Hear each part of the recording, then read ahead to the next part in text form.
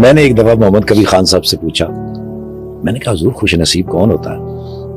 کہنے لگے جو اپنے نصیب پہ خوش ہو، واہ وہ خوش نصیب ہے۔ کیا بات، لڑ گئی مجھے بات، میں نے کہا اتنا چھوٹا سا اور ایسا مستند یار کیسا پکا جواب دیا۔ مجھے آپ نے جو بھی سوال کیا نا، مجھے لگا کہ دنیا کے بڑے بڑے جو خوش نصیب ہیں ان میں سے ایک وہ خاتون خوش نصیب، وہ نا جی اس میں ایک میرے ساتھ نا انڈونیشین خاتون آ گئی، اب مجھے اس کی زبان نہیں آتی، ان کو میری زبان نہیں آتی، تو میں نے ان کے بندے سے کہا، میں نے کہا آپ نا ہماری ٹریننگ اس طرح کرا دیں کہ جب ہم فرش پہ پہنچیں گے میں ماں جی کا شہادت کی انگلی دباؤں گا تو یہ سمجھ جائیں کہ بھئی مجھے اوپر دیکھنا ہے۔ ٹھیک ہے۔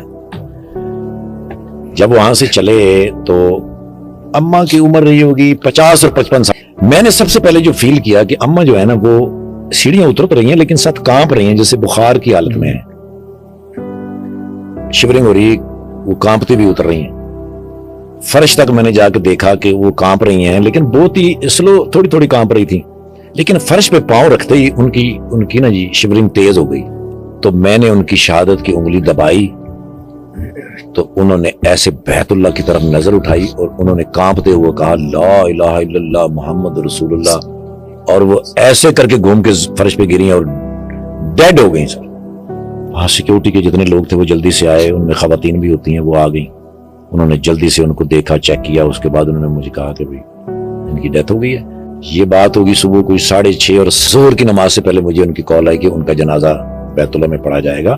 ماں جی نے مرنے سے پہلی جو آخری نظر ڈالی وہ بیت اللہ پہ، آخری جو الفاظ ادا کیے وہ لا الہ الا اللہ محمد رسول اللہ۔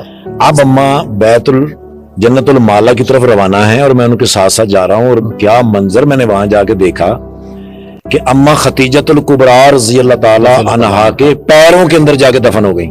اللہ اکبر۔ جہاں سے نمبر شروع ہوتے ہیں، 1 نمبر 2 نمبر، جی حضور